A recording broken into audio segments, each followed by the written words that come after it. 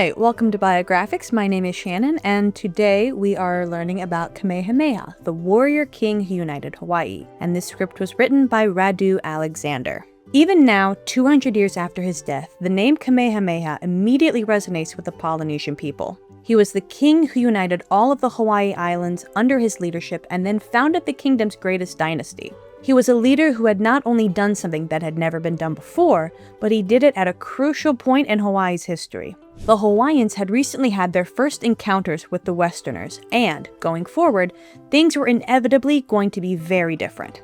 Fortunately, Kamehameha managed to turn Hawaii from an unknown archipelago in the North Pacific ruled by numerous chiefs constantly fighting with each other into a remarkable unified kingdom that became a prime trading destination and entered the modern era while still retaining its culture and traditions. Also, all the pronunciation research for this has been done by myself. I utilized a couple of Hawaiian historian YouTube videos that I would like to have posted in here, but and should be in the description. But just know I'm doing my best, and I do sincerely apologize. I did as much direct research as I could into pronunciations, and for a very simple language compared to English and how we have different pronunciations for a bunch of things, this was surprisingly difficult, but a lot of fun. So anyway, into it we go.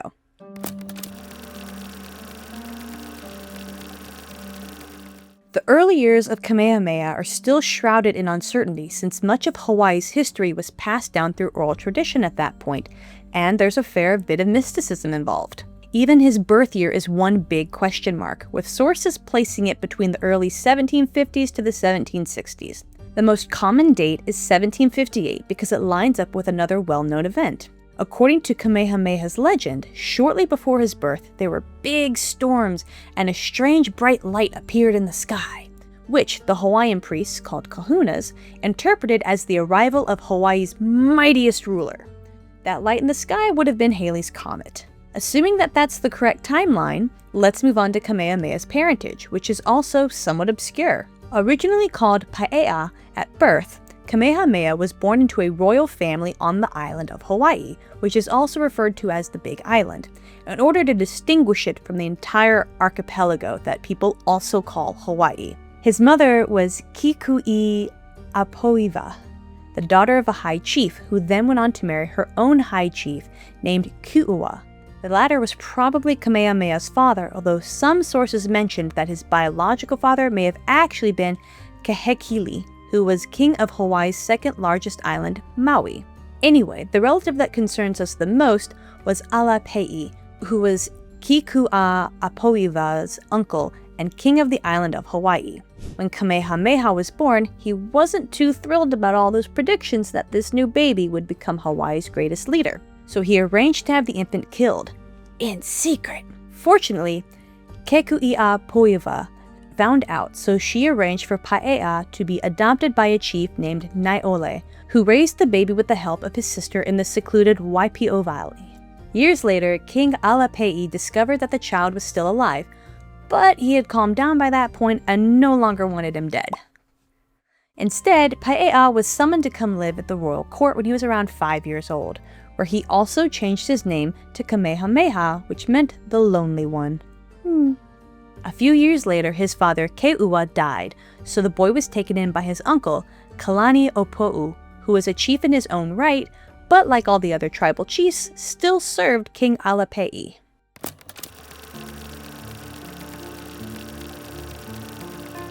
After Alape'i died, Kalani Opo'u became the new king. During his reign, the Hawaiians met their first Europeans in 1778.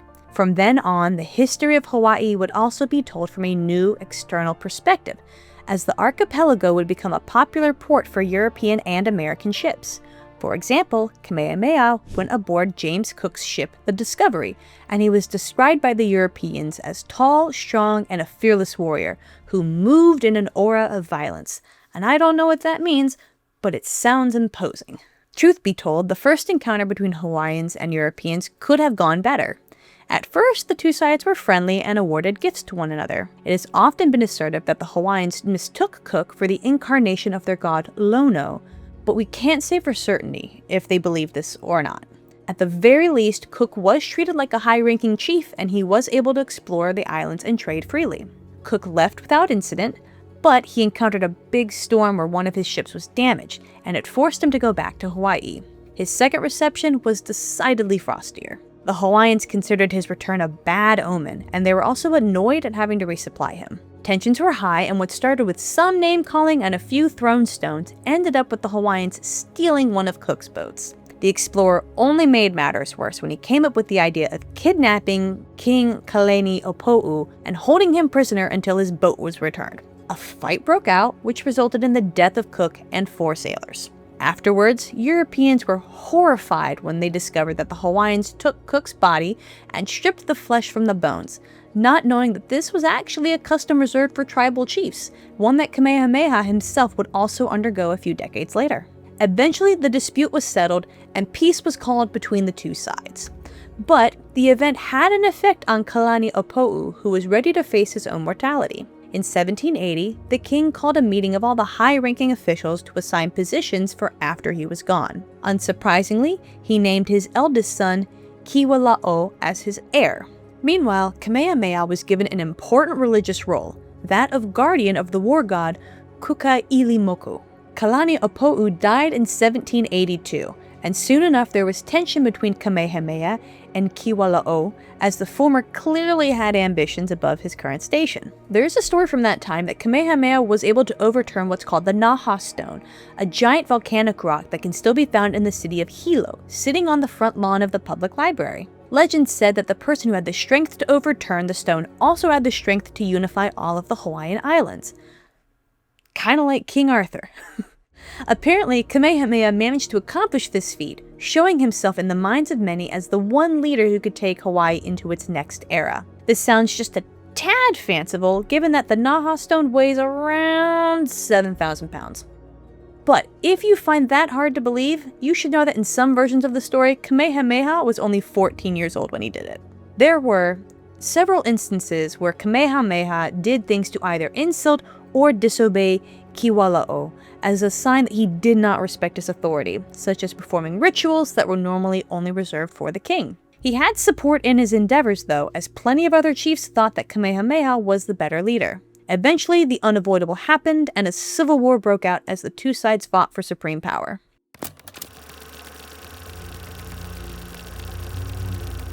The conflict started in 1782. The first major skirmish of the war was the Battle of Moloka'i in July, which had a shocking outcome that represented a definitive victory for Kamehameha. During the fighting, Kiwala'o was struck by a sling stone, and then one of the enemy chiefs approached him and slit his throat with a dagger made out of shark teeth. And just like that, the newly crowned king was dead and his army was routed.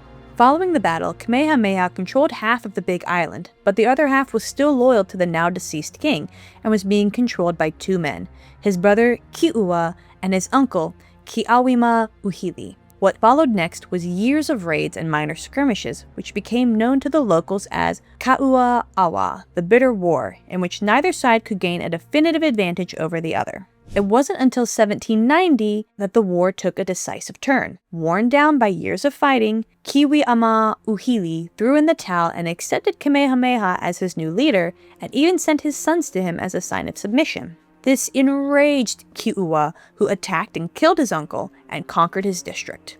Afterward, he launched a surprise attack on Kamehameha as well, which was strong and sudden enough to push him back before being able to mount a counterattack. Like before, this resulted in a few inconclusive battles, as both sides were still evenly matched.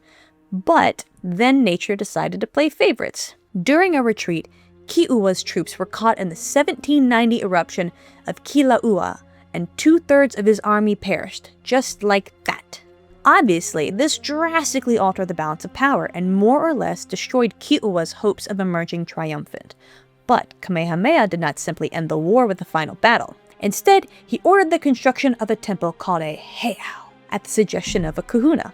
But this one, which was called Pu'uku Hola Heiau, or the Temple of the Whale, was a special kind of temple known as a luakini, where animal and even human sacrifices were offered to the gods. When it was finished in the summer of 1791, Kamehameha invited Ki'ua to the temple to sacrifice him, in order to fulfill a prophecy which stated that war shall cease in Hawaii when one shall come and shall be laid above on the altar of Pu'uko'ala.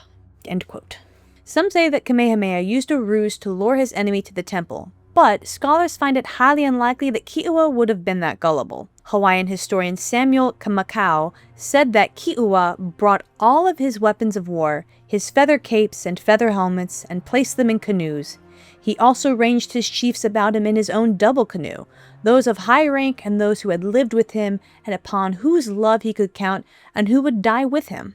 Such was the custom of chiefs of old to have many companions in death. Ki'ua knew that he was to die. And that is indeed what happened. We're not sure what made Ki'ua accept this fate, but he and his retainers were killed shortly after disembarking at the temple and were then offered as sacrifices. Afterward, the Big Island was under the complete control of Kamehameha, but he still had a long way to go to unite all of Hawaii.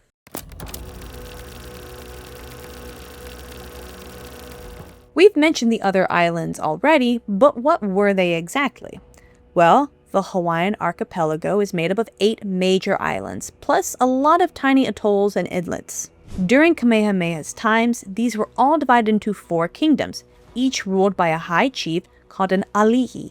The kingdom we've been talking about so far consisted of the island of Hawai'i, which was the biggest of the bunch. Then there was the kingdom of Maui, which also held dominion over 3 smaller nearby islands. Then there was the kingdom of Oahu, which was on its own, and finally the kingdom of Kauai, which also ruled the island of Ni'iho. If Kamehameha wanted to rule over the whole of Hawaii, he would have to conquer the 7 other islands, something which had never been done before. His biggest obstacle was Maui, which was ruled by King Kahekili II. He had a very distinct appearance, as contemporaries said he had tattooed 1/2 of his body from head to toe, so that it would appear black, whereas the other half he left his own skin color.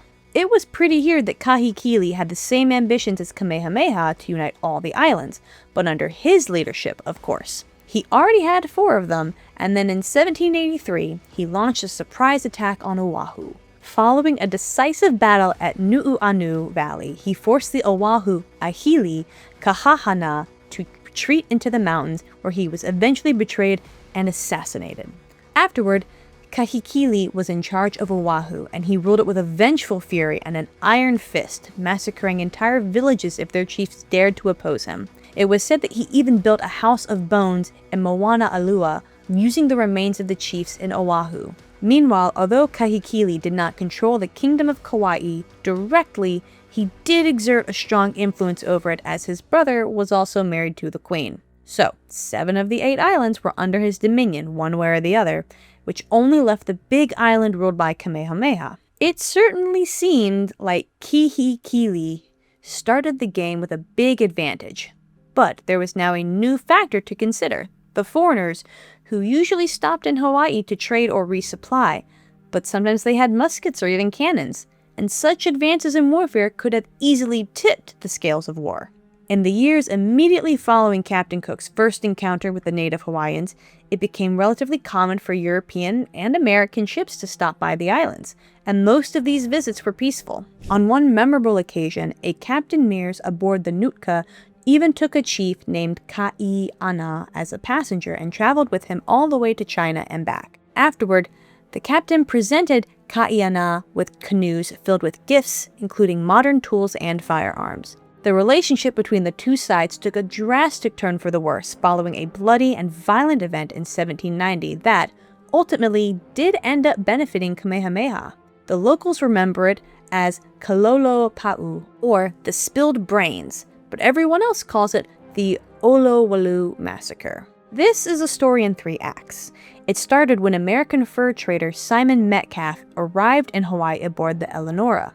He first stopped in Kohala, where he met the local chief, who was one of Kamehameha's uncles. The chief went aboard the ship, and although we're not sure on the details, he did something to piss off Metcalf. As he wasn't exactly the forgiving kind, the captain had the chief flogged and then thrown off his ship before sailing away. As a result of this, the Hawaiian chief swore vengeance on the next ship that would come his way. Now we move on to the second part, as Metcalfe sailed to Maui.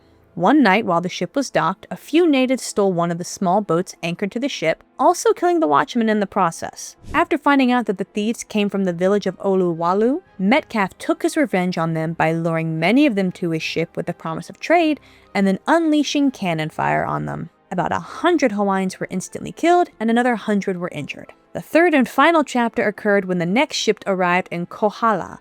The vessel was the Fair American, captained by Thomas Humphrey Metcalfe, Simon Metcalfe's son. The two ships had separated a while back, and the Fair American was sailing a few weeks behind the Eleanora. True to his word, the chief in Kohala took revenge and had the entire crew killed and the ship confiscated. Only a Welshman named Isaac Davis survived the attack and was later spared by the chief. Meanwhile, the crew aboard the Eleanora got tired of waiting for the Fair American to catch up, so Metcalfe sent his bosun, John Young, to the Big Island to investigate its disappearance. He was taken prisoner by the locals who did not want him to send word back to Metcalfe about the fate of his son, obviously, and after a few days the Eleanora left Hawaii for good. Young and Davis were brought to Kamehameha, who wisely chose to make him his advisors, so that they could teach him about modern warfare and advanced naval techniques. The two became invaluable resources in the war against Kahekili and spent the remainder of their lives in Hawaii, being made chiefs and given their own land as a reward.